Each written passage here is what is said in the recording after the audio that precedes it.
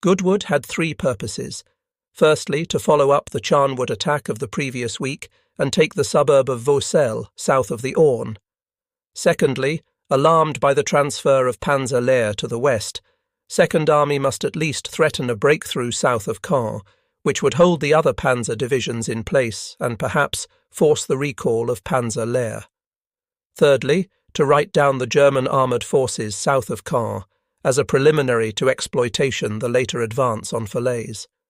All of this would help the American breakout at St. Lo. As further evidence on this point, there is the matter of timing. Goodwood began on July 18th. Cobra was supposed to begin on July 20th. The reason the two attacks were not scheduled for the same day was the availability of air power. Both attacks were to be supported by a massive bombing program, and this could not be managed at two places at the same time. This proximity indicates that Montgomery, who had suggested the objectives for Cobra on June 30th, intended the Goodwood Cobra operations as part of a two-part plan, which the US official history accurately describes as follows. By launching Goodwood, the British would throw a left hook at the Germans. By following quickly with Cobra, the Americans would throw a right cross. Whether the primary intention of Goodwood was to aid Cobra by forcing the Germans to engage their mobile reserves, and the secondary intention was to achieve a breakthrough, or whether the reverse was true later became a matter of doubt and controversy. Indeed it did, and in view of the evidence given above, one can only wonder why. Montgomery's intentions for Goodwood are perfectly clear, and it is hard to imagine that Martin Blumenson, the author of this volume in US official history, published in 1961, had no access to the papers available for the British official history, then in preparation and published in 1962. As we shall see, Montgomery himself managed to muddy the waters over the results of Goodwood, but his aims did not change. The problem with that left hook followed by right cross tactic was that the US First Army could not start Cobra until 7 days after Goodwood, because they still did not possess the necessary start line along the Saint-Lô-Perrier road. This American delay was also due to the weather, which remained poor, to a need to regroup and to bring in replacements to cover losses caused in taking Saint-Lô. With the preliminary moves completed and 3 British armoured divisions shifted to the Orne bridgehead, Goodwood could not be delayed, not least because of that ongoing fear that the Germans might shift more armoured divisions onto the American front and disrupt the hoped-for breakout. Although the US forces could not manage the necessary follow-up with Cobra, the Goodwood attack went ahead anyway. US First Army had lost a lot of good men getting to St. Lo, and it would be at least a week before it could attack again. That space must be filled by Second Army, for one task remained constant: to weaken the German forces in Normandy in preparation for the breakout. A breakout somewhere was now becoming essential, if only to keep Schaeff, the politicians and the press happy, and because the German 15th Army across the Seine would not stay on the sidelines much longer once the Germans discovered that Patton, now supposedly commanding an invasion group poised in Kent opposite the Pas-de-Calais, was actually commanding the Third Army in Normandy. As Montgomery points out, when writing of the situation on July 18th, the sooner we got going on the Western Front the better, while the setting for the breakout remained favourable. Apart from the local conditions in Normandy, it seemed impossible that the enemy should much longer continue to anticipate an invasion in the Pas-de-Calais. He must surely soon give overriding priority to the Normandy battlefields, and when he took that decision, substantial reinforcements would become available from 15th Army.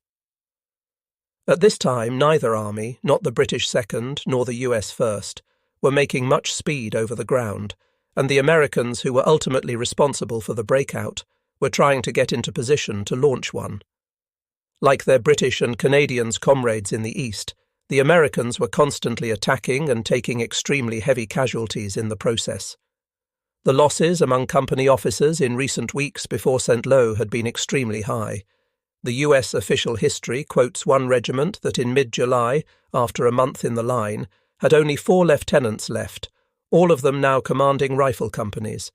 This shortage of infantry officers contributed to the rising losses among the men.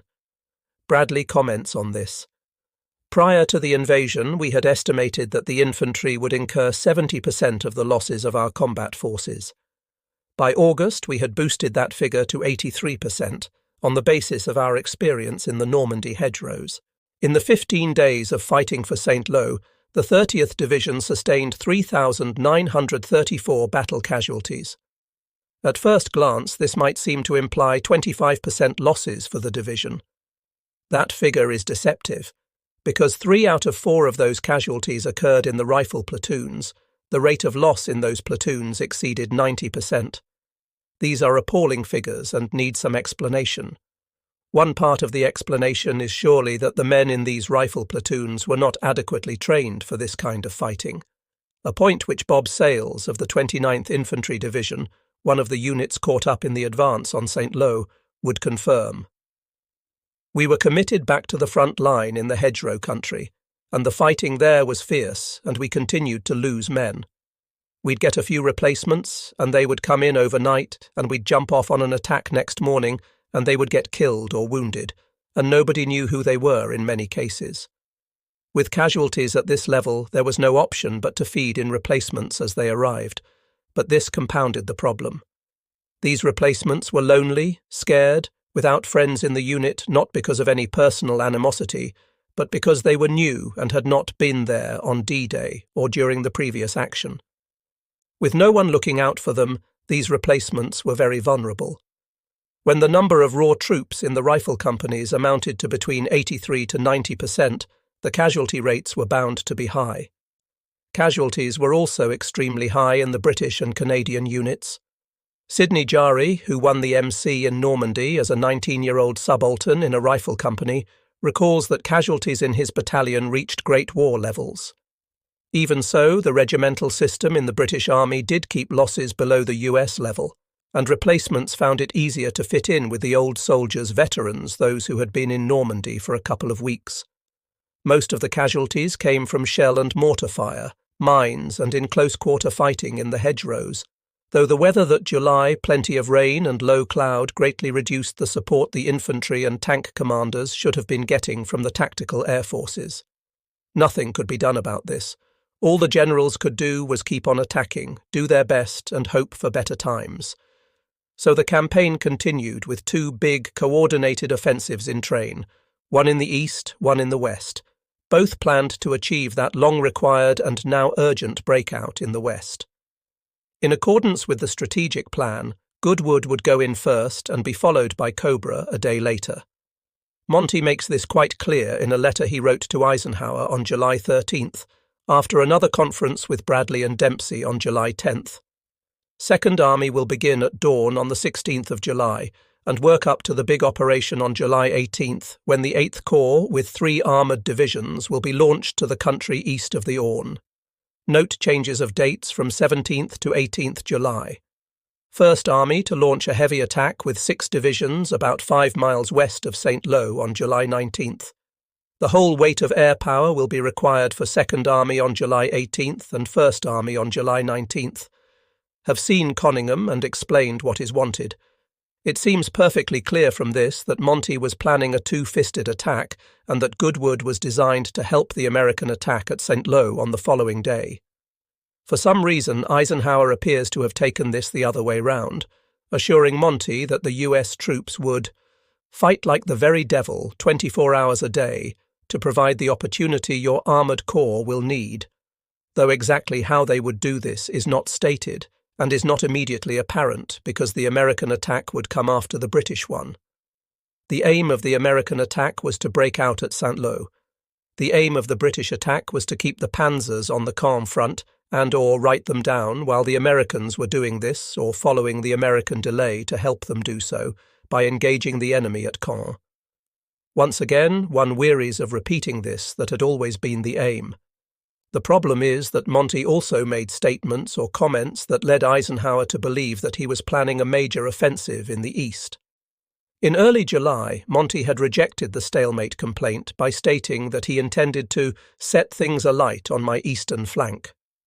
On July 14th, Monty told Brooke that the time has come to have a real showdown on the eastern flank.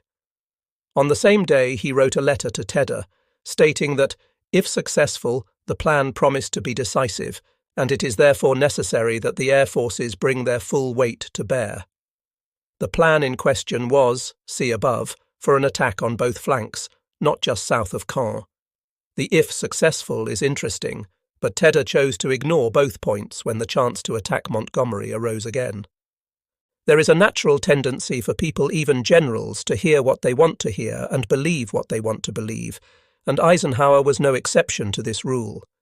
He had long wanted an all-out attack all along the front, and in spite of the field commander's orders, which he knew, and in spite of the importance of the overall strategy, which he also knew, but apparently did not understand, Eisenhower came to believe that an all-out attack and a breakthrough on the eastern side was what Montgomery intended.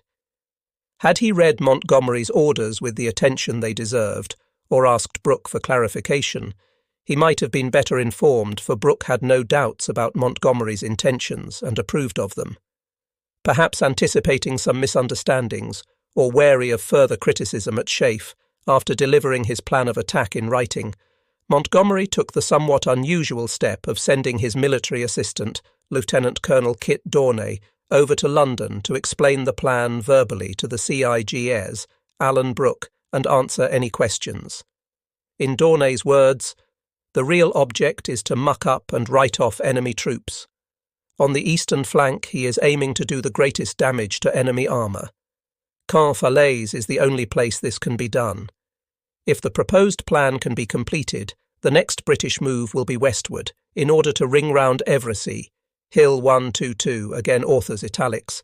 Having broken out in the country southeast of Caen, he, Monty, has no intention of rushing madly eastwards and getting Second Army so extended that that flank might cease to be secure.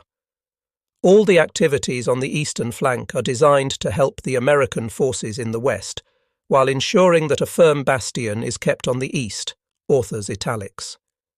At the same time, all is ready to take advantage of any situation which gives reason to think that the enemy is disintegrating. This seems clear, logical, and sensible. The presence of 15th Army across the Seine to the east is all too often forgotten in accounts of the Normandy fighting. If 15th Army came in from across the Seine, and it might do so at any time, then it would be the British Second Army's task either to stave it off if directly attacked, or advance to block it if it came in further south and headed for the Americans. American accounts stress how the US commanders were willing to take risks. Perhaps this is so. With the British taking on the bulk of the enemy forces and guarding their backs, they could afford to take risks. Their British and Canadian colleagues guarding the eastern flank were not so fortunate. Since D-Day, one prime task of Second Army was to shore up the eastern end of the front against any thrust from north of the Seine. If 15th Army came in, the British would have 15th Army on their left flank, Panzer Group West before them, and 7th Army on their right flank, and if the American breakout succeeded and the German front in the west collapsed, then the 15th Army had to come in. Surely even Hitler would see that it must. With all this to consider, rushing madly eastwards and taking risks on that flank was not an option. Goodwood was the first part of a two-part plan, Goodwood and Cobra, but it had to appear to be an all-out attack, and if it succeeded or went further than planned, all well and good. As Dornay pointed out, the commanders must be ready to take advantage of any situation which gives reason to think that the enemy might be disintegrating. What is the problem with that? Goodwood certainly employed a considerable force, but the attacks around Caen had shown that considerable force was necessary. For Goodwood, Montgomery employed 3 armoured divisions, Guards Armoured, 7th Armoured and 11th Armoured, all under 8th Corps command. This force could muster some 750 tanks, Cromwells, Churchills and Shermans, with some specialised armour from the 79th Armoured Division. When the other elements were added in, Goodwood employed about half of 2nd Army, and the movement of this large armoured force into the Orne bridgehead eliminated any possibility of surprise. The armoured divisions were to advance south out of the Orne bridgehead, but were not to go very far. Their orders stated that they were not to advance beyond Vimont, Garcelles-Secqueville, Hubert-Folly and Verrières, about 4 miles south of Caen at the most, without the express permission of General Dempsey. Dempsey wanted to be sure that the main aim to take the Vaucelles suburbs had been achieved, and that the Canadians were firmly established south of the Orne before the 8th Corps armour made any further moves. This point again refutes the notion that Montgomery was aiming at a breakout. The US official history states that, although neither Montgomery or Dempsey mentioned Falaise specifically in their orders, they and other commanders were thinking of Falaise, and even of Argentan, as objectives perhaps quickly attainable if the battle developed favourably. 3 points can be made about this comment. Firstly, given that none of the British commanders were mind readers, they would still need specific orders if they were to plan and mount attacks aimed at Falaise, 21 miles south of Caen, or Argentan, 36 miles south of Caen. Secondly, objectives 21 and 35 miles from the offensive's start line were not quickly attainable at any time in the Normandy battle. Thirdly, C. Dornay's report to Brooke given above Monty was indeed prepared to exploit any gain achieved in this offensive. Being ready and willing to exploit success is standard military procedure and is only to be expected of any competent commander. Even so, given the distances involved and 2 months' bitter experience in the problems of gaining ground, it is inconceivable that Montgomery seriously intended to do more with this offensive than what he said he intended to do, and if possible, exploit any result. A great many misconceptions on this point would never have arisen if historians had taken the trouble to read Monty's orders fully and look at the map.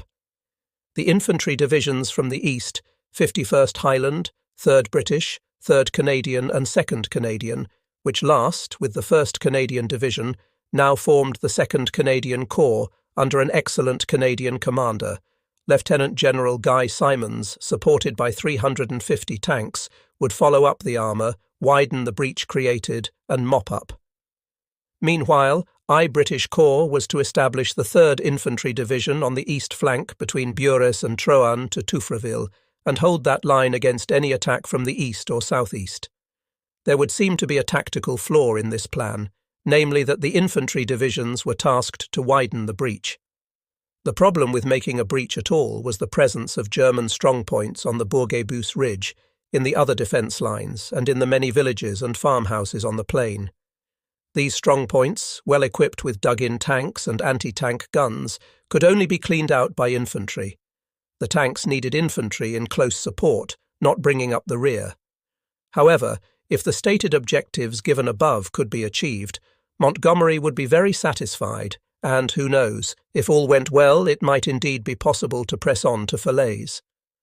Monty was well aware that battles seldom go as planned, but they sometimes, if rarely, go better than expected, and he was quite willing to see how things went and take advantage of any opportunities to push on, or fall back if the cost of pushing on got too high. Not everyone seems to appreciate this fact, an omission which displays a woeful lack of understanding among military historians about the nature of military orders. As a result, those last directions to send armoured cars far to the south towards Falaise, or to crack about as the situation demands, embodied as points 6 and 7 in the Goodwood orders, would be dissected to haunt Monty's reputation in the years to come.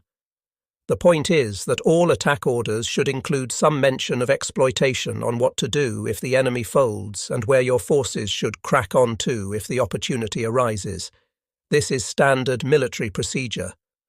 Orders that do not contain an exploitation clause hang in the air. In various post-war critiques, the British are frequently accused of failing to exploit success or of sitting on the objective instead of pushing on, i.e., exploiting it. Now, when Monty puts a clear exploitation clause in his orders, his detractors state later that he promised more than he delivered. However, to the battlefield. Goodwood would be supported by the RAF, both 2nd Tactical Air Force, RAF Bomber Command, and USAAF. Over 2,000 aircraft, mostly bombers, would pound the area over which the tanks would advance, using fragmentation rather than high-explosive bombs to avoid cratering the ground, and this time there would be no delay before the ground troops went in. The attack would also be supported by 750 pieces of artillery, the guns of the fleet and another 2,500 fighters and ground attack aircraft. Big as this appears, this amount of support was similar to that given to the Charnwood attack on Caen, But clearly, this Goodwood attack would be a truly shattering blow. As a result, much, perhaps too much, was expected. As the British official history points out, although he, Montgomery, had made it clear to the CIGS, Alan Brooke, and the War Office that Goodwood was not an attempt to break out eastwards, he hoped it might appear so to the German command. It will be seen later, the account continues dryly, that not only the Germans misread his intentions. It is certainly possible that Eisenhower never did understand the aims of Goodwood. In his report to the Combined Chiefs a year later, in July 1945, when the European War was over, Eisenhower states that the aim of Goodwood was a drive across the Orne from Caen towards the south and southeast, exploiting in the direction of the Seine Basin and Paris's, which is light years away from Montgomery's oft-stated intentions. The intentions and the subsequent disappointment were also heightened by Montgomery's incautious and extravagant claims for the battle, made while it was still in progress and the outcome as yet uncertain. Once again, if Monty had kept his mouth shut and refrained from raising expectations before the attack and then claiming good progress during it, a great deal of subsequent trouble might have been averted, and his plan did contain a few unavoidable snags which might have dictated caution.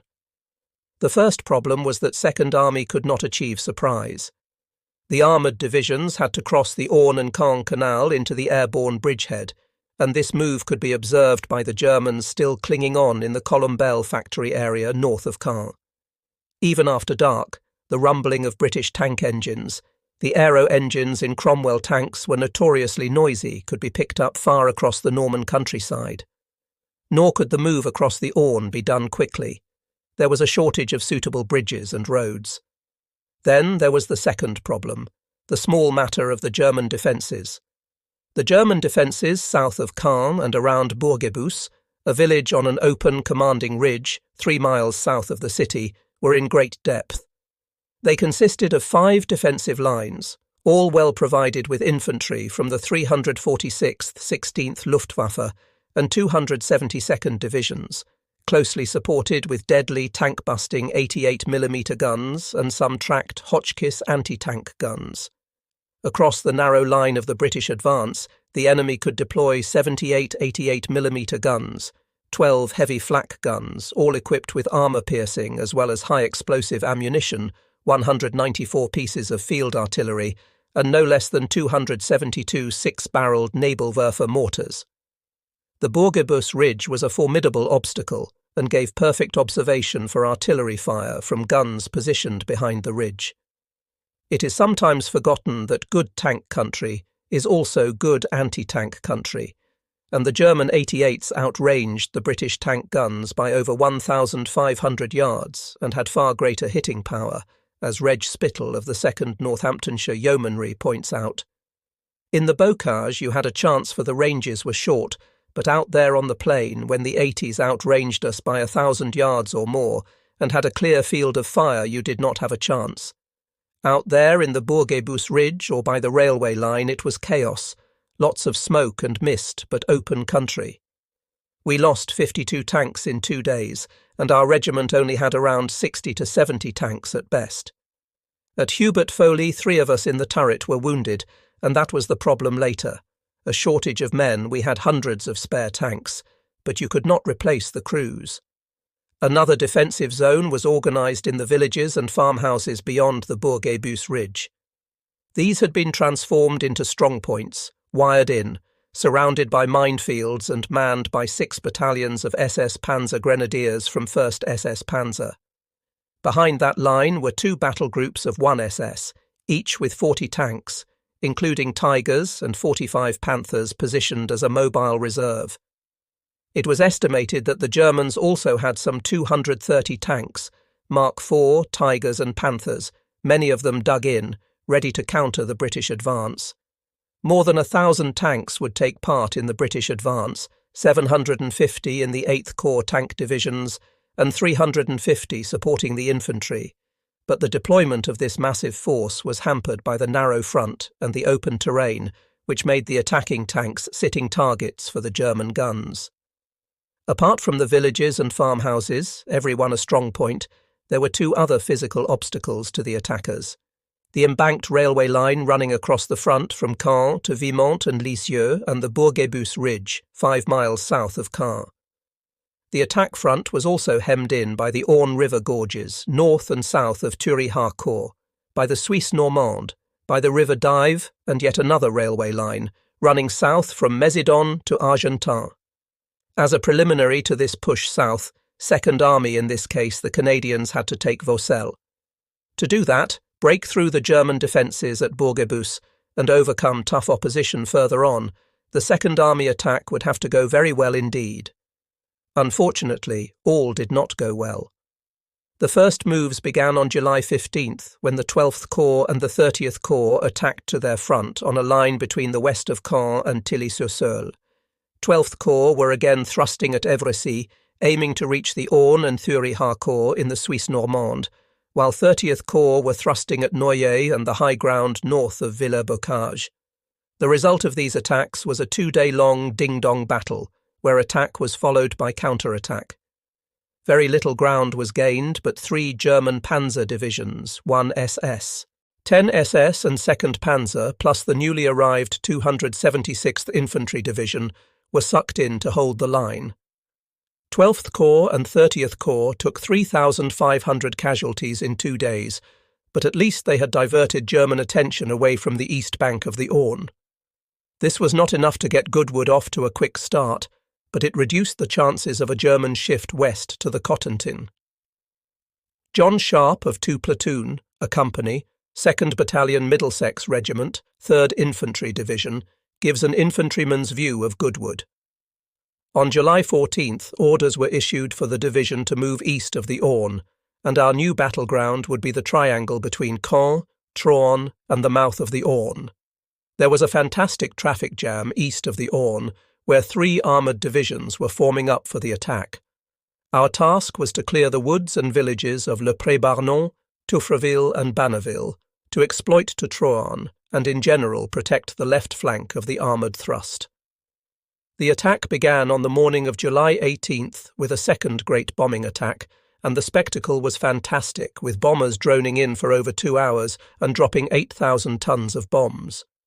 This was followed up by artillery fire, and our own mortars took up the task and fired 3,500 bombs in support of 8th Brigade in 90 minutes. So far it seemed that the attack was going well, but the Germans in the woods near Troarn were a tough proposition. They pulled themselves together, gathered their guns and moaning minis Nebelwerfers, and held out in the woods against the Corps Bees and the Royal Ulster Rifles. 12 and 13 platoons were firing mortar concentrations on Troarn, but casualties were high and very little progress was made, and we were being eaten alive by mosquitoes, shelled, mortared, sniped and harassed by machine gun fire. Touffreville and Sanneville were just within German mortar range, but it was easier to get about in Sanneville as the ground was so pitted with bomb and shell craters. There was always somewhere to jump into when something came over. The Germans had left behind great quantities of kit and not booby-trapped it, and their deep dugouts were very comfortable and full of wine, cameras, field glasses. In the woods were 4 wrecked Tiger tanks, one of them completely upside down, plus 1 Panther, 7 Mark IVs, and 7 self-propelled Ack guns. It was still a problem getting forward, for the enemy simply beat down the forward battle area with his artillery and heavy machine guns. We saw nothing of the Luftwaffe by day, but my memory of July is of the most intensive bombing we ever had at night. They came over after dark, dropping flares, heavy bombs, anti-personnel bombs. One fell on a trench of the driver operators and killed 5 out of 10. In the field, I would say that the fighting men, British and German, were now about equal. I cannot say about the rest of the Allied troops, but the German 88 was the best gun in the war, and their tanks were really good.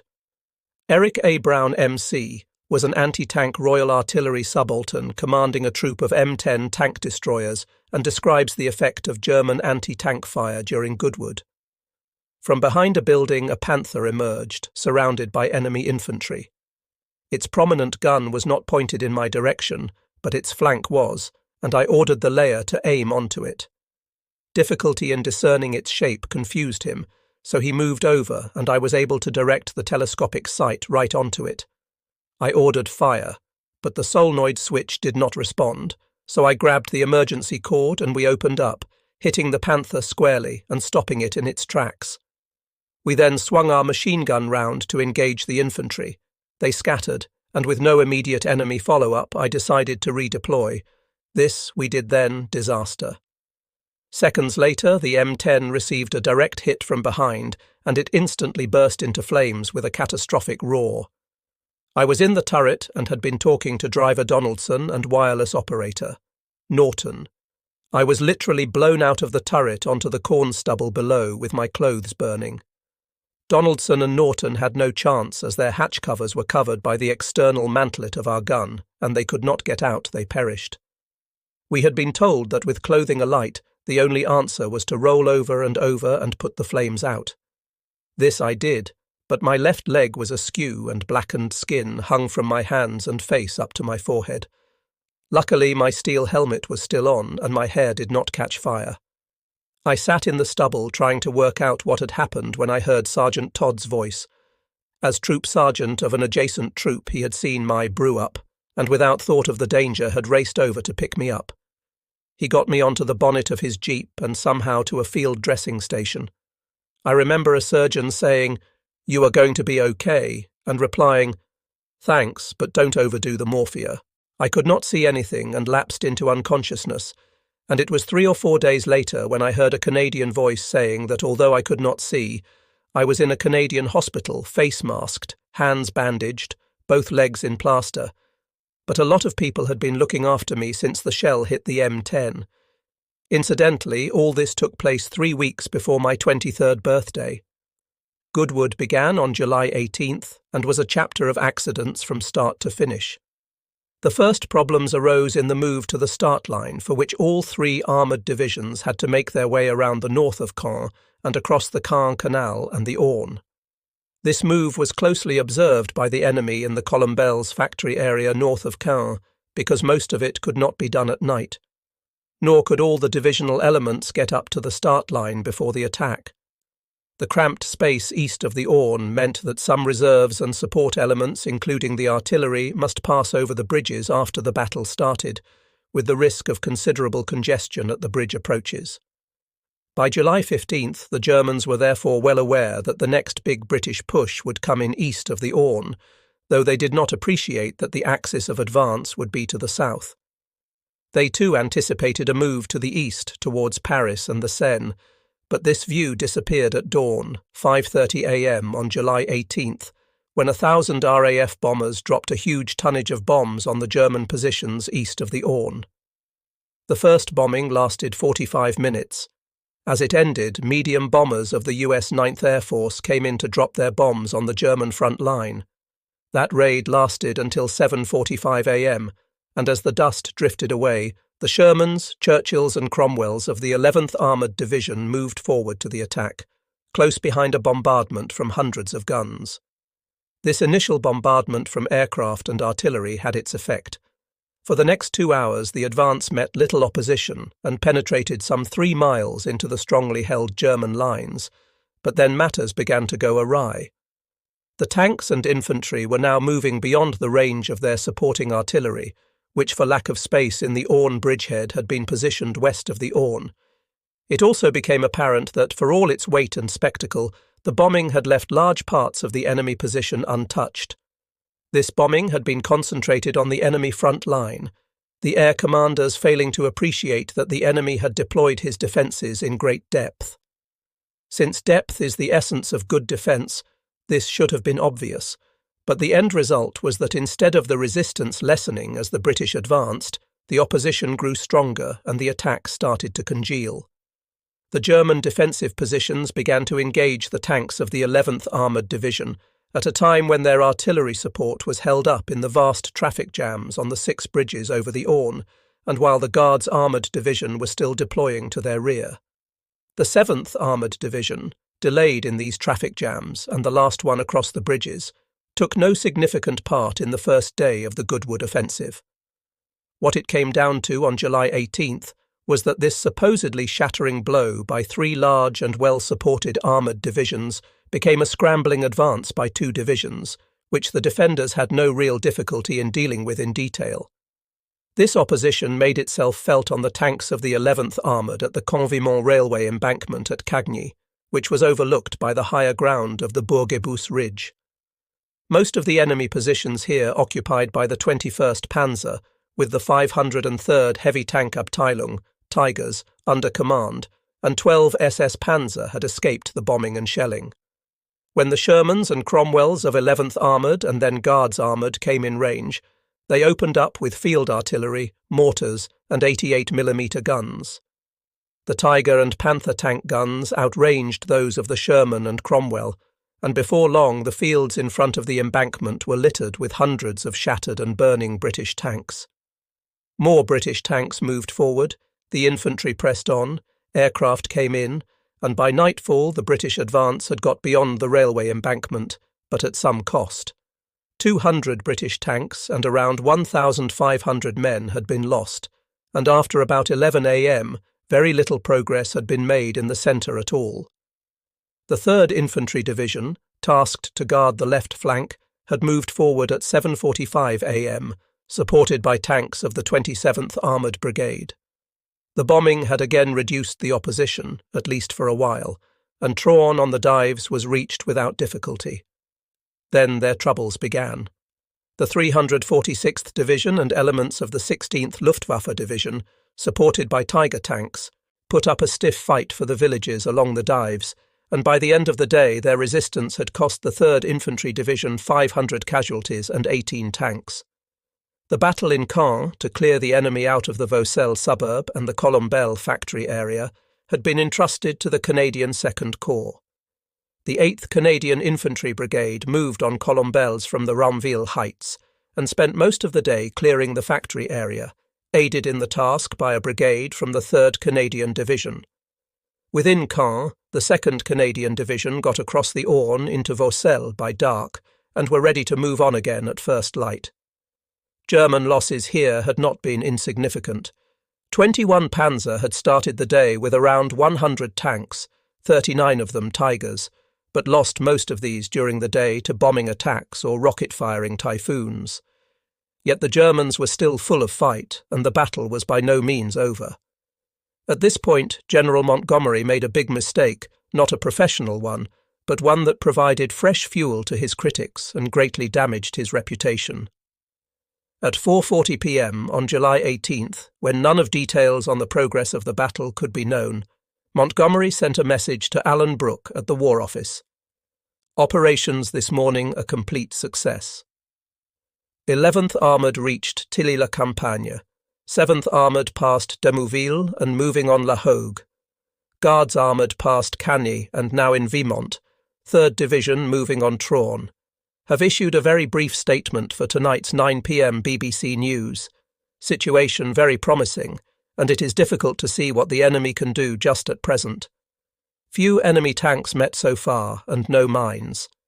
Very little of this enthusiastic message was true. The British official history is being charitable when it calls this signal inaccurate and misleading. 11th Armoured had not reached Tilly-la-Campagne, and lost 126 tanks trying. 7th Armoured had passed Demouville but were miles from La Hogue, and Guards Armoured never got within 3 miles of Vimont that day, and lost 60 tanks when they tried to get there on June 19th. Everywhere along the line the Germans were fighting back strongly, and most of their options were still open. The really sad part about this unfortunate signal is that it was so unnecessary. The gains on the first day were not insubstantial, the ground gained was useful, and there was enough in that for a communiqué if Montgomery really felt obliged to issue one. Caen had been cleared of the enemy, and if only the German line around Bourg-et-Bousse could be penetrated, the way ahead did indeed lie clear. For a few hours on the night of July 18th to 19th it all seemed possible, but the gains of July 18th were the only ones made during Operation Goodwood. The German defenders had been anticipating an attack. Only its scale and ferocity surprised them. When they had recovered from that surprise, with the bulk of the Allied support expended and Allied air cover again restricted by poor weather, torrential rain, was to turn the Caen-Falaise plain into a morass, they prepared to hang on and resist any further advances. Dug in behind a screen of 88mm anti-tank guns and Nebelwerfers, this they did, and the persistent British and Canadian attacks over the next 2 days only increased the loss in men and tanks. The stone farmhouses and small villages south of Caen became strongpoints which the SS defended with great skill and tenacity, while the Bourguebus Ridge became notorious for the excellent observation it afforded over the Allied line and the volume of artillery and mortar that those observers brought down on the British and Canadian tanks and infantry. Harry Secretan was a lance corporal, a Bren gunner in the 2nd Battalion King's Royal Rifle Corps. By midday on July 19th, the artillery and tanks of my brigade were in a good position to offer some flank protection to the leading British tanks as they came down to the Bras-Hubert-Folly area, being fairly open country and very suitable for tank actions. There seemed to be very little German infantry, and so the way seemed relatively clear for the armour to push up to the Bourguebus Ridge, which was their main objective. However, as the tanks got near the ridge, all hell broke loose. Tanks were going up in flames all over the place. These tank formations were supposed to go between the 2 villages of Bras and Hubert-Folly, because both were supposed to be outside the German defence line, but both were in fact strongpoints, well equipped with anti-tank weapons. In fact, all the villages on the Bourguebus Ridge, even Soliers and Fours, were likewise heavily occupied. On the ridge itself, very heavy anti-tank fire was taking its toll of the British tanks, now caught in the open. Out of the great array of armour that had moved out that morning, 106 British tanks now lay crippled, on fire and out of action in the cornfields. Our own support, from the Fife and Forfar Yeomanry, had lost 7 tanks. Orders groups that night put us back in the frame. There was to be a joint effort to clear Bras and Hubert-Folly with armour and infantry, and the brigade began to move at 5 a.m. on the 20th, with my battalion attacking the southern outskirts of Hubert-Folly. We advanced behind our armour, and it was hard to see at first, with the dust and smoke shells fired by the artillery. Enemy retaliation was light at first, but soon got stronger as we reached the piles of rubble which had been cottages a few hours earlier. Machine gun fire was coming from several places, and there was lots of small arms fire being returned by our own infantry. What we could see as we pushed through was complete devastation. German tanks and other vehicles, guns, etc., just a twisted flaming mass, with the dead horses which we knew would be there, for Jerry used horses all the time for shifting guns. Our artillery had certainly done their job here and done it well. As we moved into the centre of the village and came up the main street, there was still some resistance. Small arms fire, which was soon brought under control, more or less, and then white flags began to wave from doors and windows, and a trickle of Germans began to walk into the middle of the road with their hands in the air. There seemed to be a lot happening in the northern end of the village.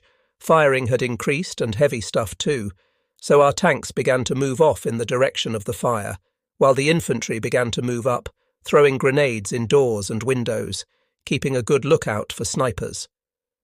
We then came face to face with 3 German Panthers, using the same road we were on, a most frightening experience.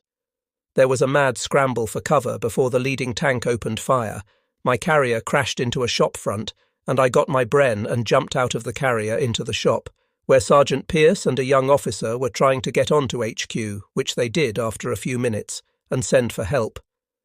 The plan he worked out was that a 17-pounder anti-tank gun would be brought up to attack the rear 2 tanks, while we here took on the leading one. Finally, 2 Piat operators got behind the tanks, moving through the back gardens, and then, when the anti-tank guns had arrived, there were 2 tremendous explosions as the rear tank burst into flames, then 2 more, smaller bangs, and the track of the front tank was blown off. When it tried to move, it slewed round and jammed itself against the buildings. And so, after an age, the turret slowly opened, and a young German officer poked his head out, and all 4 of the crew surrendered, as did the crew of the second tank. Only 2 were able to escape the fire on the last tank, which is a dreadful thing to see, something which one never gets used to. That night the rains came again and turned the ground into a swamp. That persistent low cloud which had inhibited the 9th Air Force helping the 1st Army into St. Lo also prevented the 2nd Tactical Air Force rendering much assistance to the British south and east of Caen. A prolonged downpour on July 20th turned the battlefield into a tank-track-churned morass, but the Canadian 2nd Division, getting into its first fight since the Dieppe raid of 1942, attacked the Verrières Ridge, west of the Caen-Falaise Road, and held it in the face of heavy counterattacks. But with that advance by the Canadians, the Goodwood offensive came to a halt after just 2 days. It is hardly surprising that the commanders at Chafe were outraged. Fighting did not cease, but Goodwood was effectively over, and the results seemed scanty indeed, although in Normandy terms they were not inconsiderable. After 2 days, and at the cost of around 400 tanks, 40% of those committed, though many were later recovered and repaired, the British and Canadians had advanced about 7 miles. They had got on to parts of the Bourguebus Ridge, and although the German tank losses had been far less than the Allied tank losses, these were tanks the Germans could ill spare and would find hard to replace. Moreover, the Goodwood offensive had kept the German eyes fixed in the east, while the Cobra operation geared up in the west. A greater advance would have been better, but the strategic aims of the battle had in fact been achieved. Besides, see above, this 7-mile advance by 6 British and Canadian divisions in 2 days is as far as 12 US divisions had recently advanced towards St. Lo in 17 days. This fact was obscured by the row that developed at Chafe in the aftermath of Goodwood, and the blame for that lies evenly between Montgomery for sending that hasty claim of progress on July 18th and his vocal detractors at Chafe.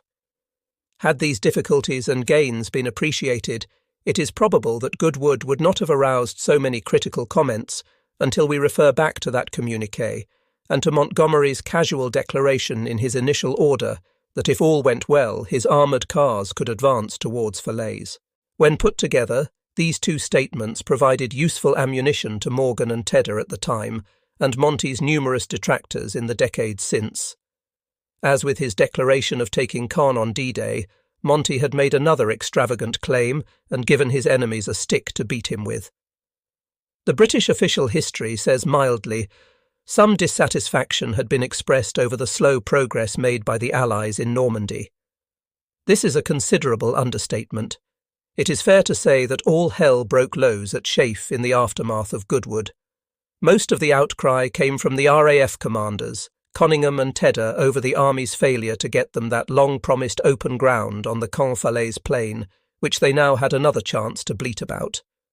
According to Eisenhower's aide, Butcher, the air chiefs were completely disgusted with the lack of progress, and their mood was not improved by British newspaper reports, based on Monty's rather less extravagant claims of June 18th, simply that his forces were operating further to the south and southeast, that he had achieved a great victory south of Caen, and that, so trumpeted the London Times, Second Army breaks through armoured forces, reach open country.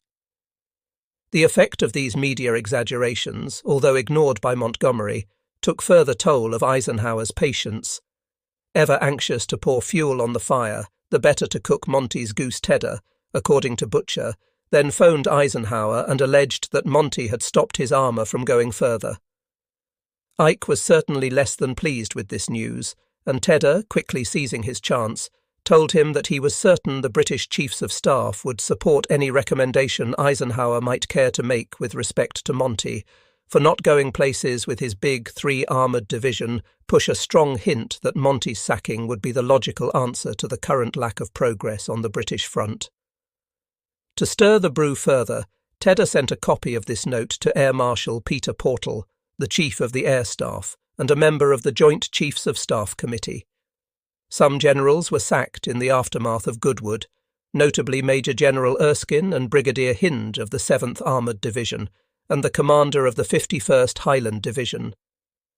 These sackings were long overdue, and other sackings would follow, but many of the senior officers at Chafe were now pressing Eisenhower to take over direct control of the land battle, which he was for the moment reluctant to do.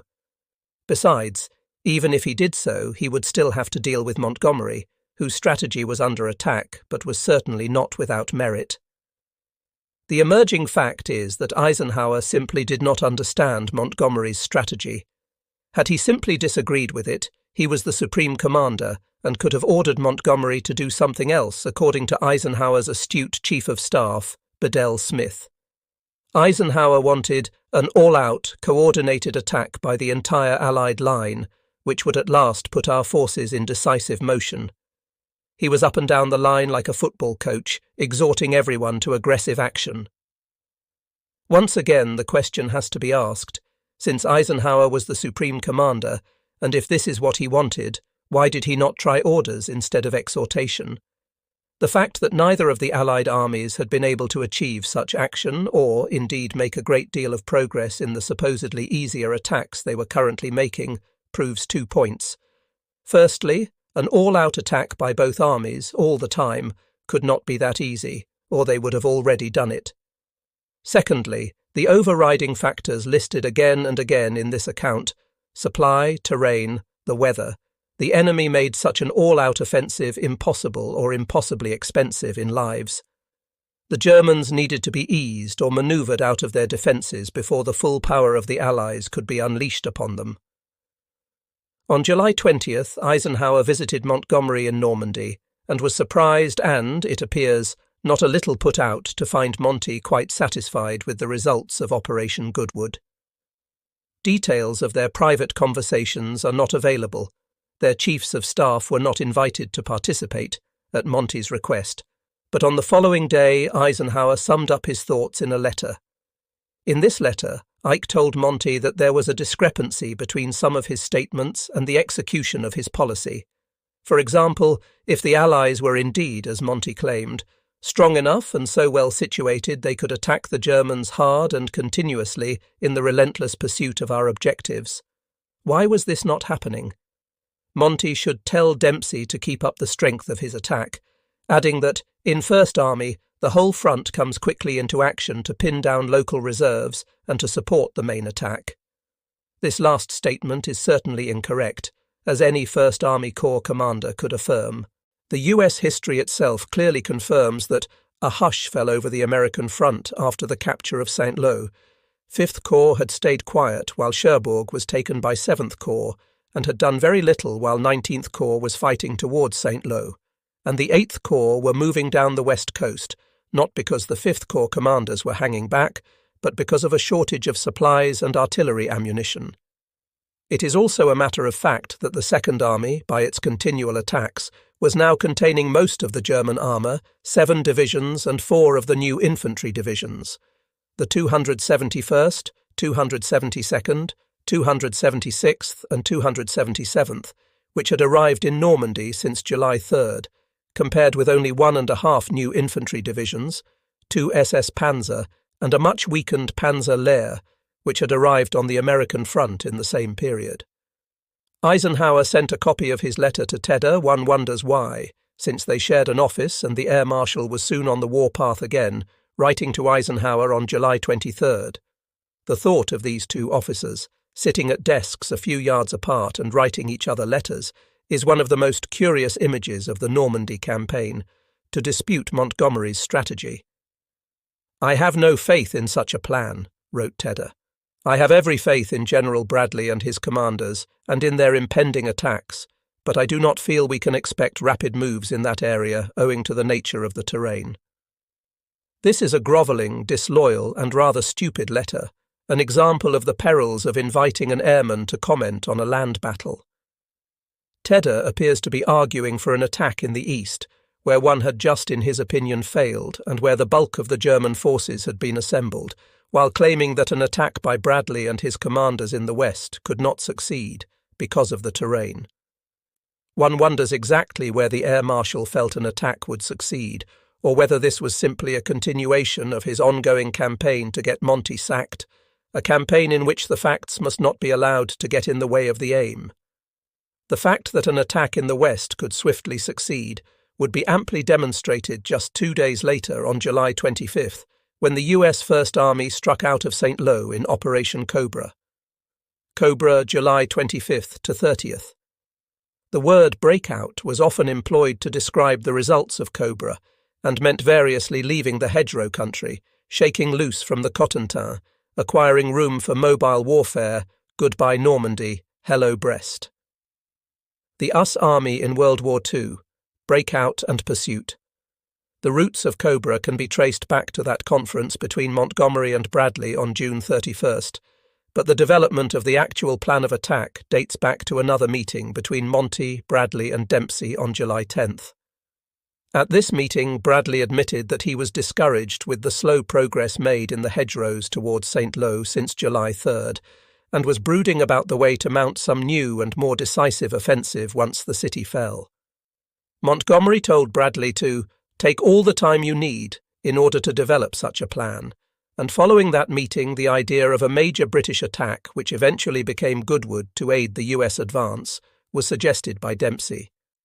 Plans for Goodwood and Cobra were then put in train, and when Bradley produced his initial plan for Cobra on July 12th, it had one factor in common with those concurrent British attacks around Caen. In both cases, the lever to prise open a way through the German lines was air power. As related in a previous chapter, Goodwood and Cobra should have been a double blow on successive days to utilize all the available air power in successive strikes, but for reasons already explained, this did not happen. First Army could not mount another attack immediately after taking St. Lo, so Cobra was put back to July 24th.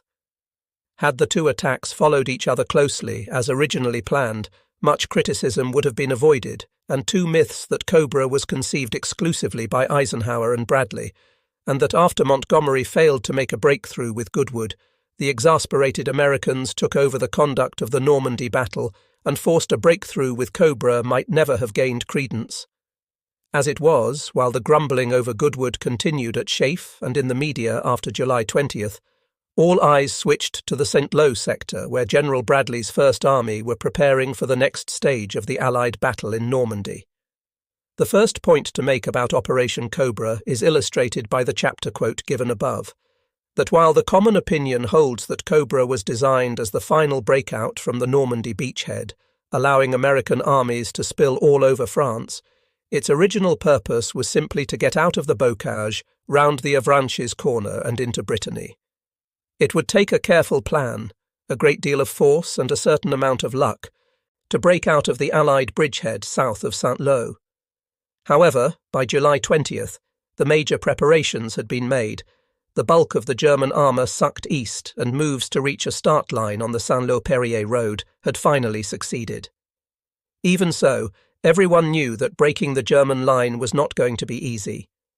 A study of the Caen attacks revealed two snags that must not appear in Cobra: a long time delay after the bombing before the infantry went forward, and heavy cratering of the ground by high explosive bombs, which would impede the passage of the armour.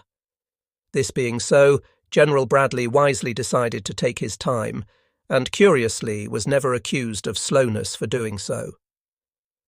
12 days separated the issuing of the initial Cobra plan and its actual implementation, a delay filled by that long and painful advance up to the start line at Saint-Lô and the Perrier road, and the aim of Cobra was to break the German line west of the city. Once on the move, First Army would continue to swing south and then east to the Caumont-Avranches line, ready to fend off any threat to Patton's Third Army as it came bursting out of the Cotentin. Having debouched out of the Cotentin, the First and Third Armies would storm past Coutances to Avranches, where one corps of Third Army would head off west into Brittany and the rest head for the Loire.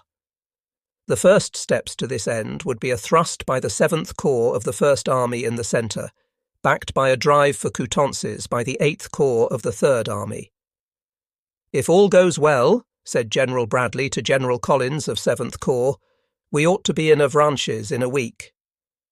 The US official history breakout and pursuit most sensibly is at some pains to point out that the Cobra plan was designed to achieve a breakthrough, not a breakout to make a breach in the enemy line, not necessarily to exploit it, and states that it was a reasonable hope that Cobra would participate a breakthrough that might be exploited into a breakout, author's italics, but a justifiable hope did not constitute a firm intention, a phrase that seems to echo Montgomery's thoughts before Goodwood on cracking about at Falaise, another justifiable hope of exploitation.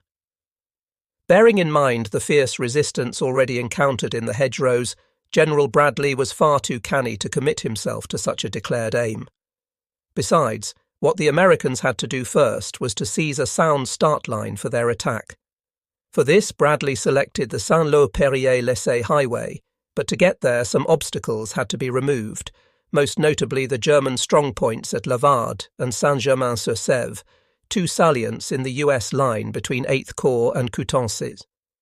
These were to be attacked by the 83rd and 90th Divisions, the 83rd going in first against Varde, on the far side of the Tout River Flats, on the evening of July 17th.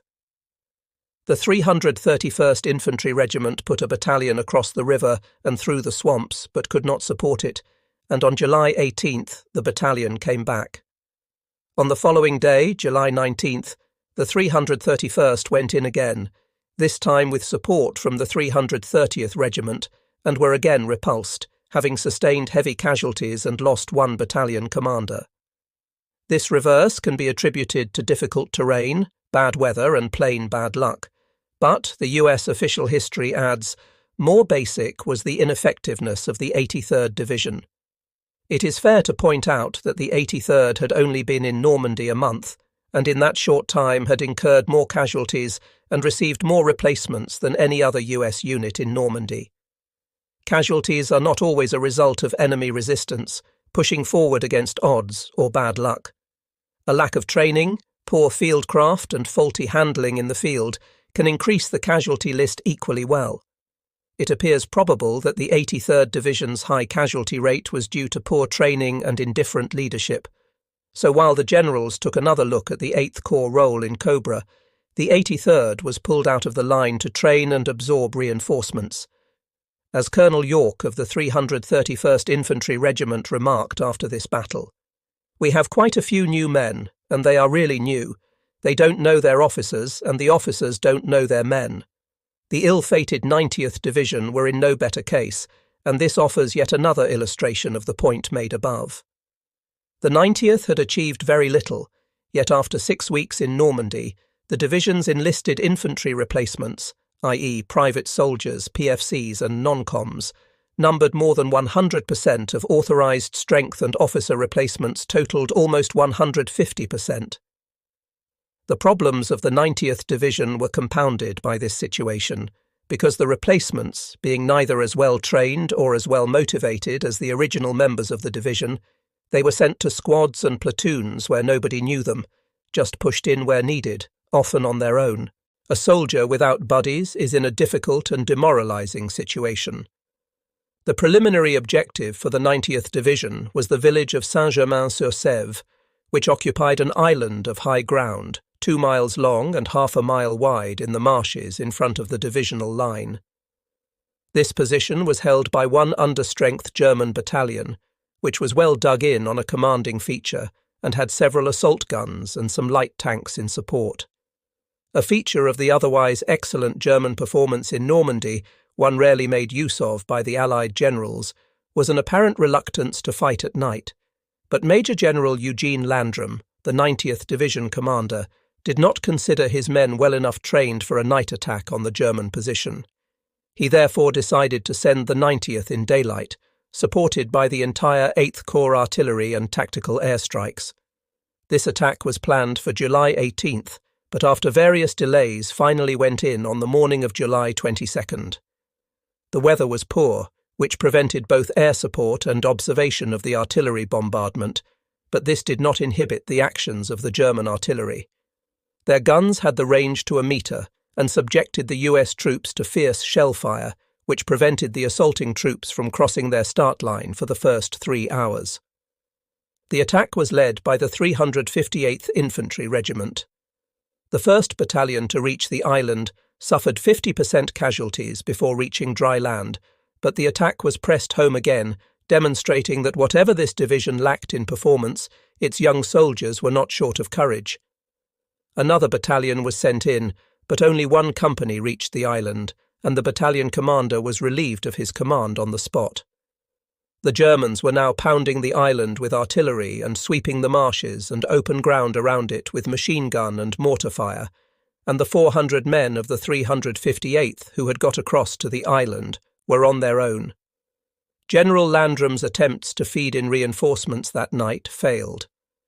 Dawn on July 23rd brought more German shelling, and then an assault by German infantry backed up with 3 armoured vehicles and a self-propelled assault gun. The American defenders fell back to the edge of the island, and there, trapped between the advancing enemy and the shell-swept marshes, they surrendered.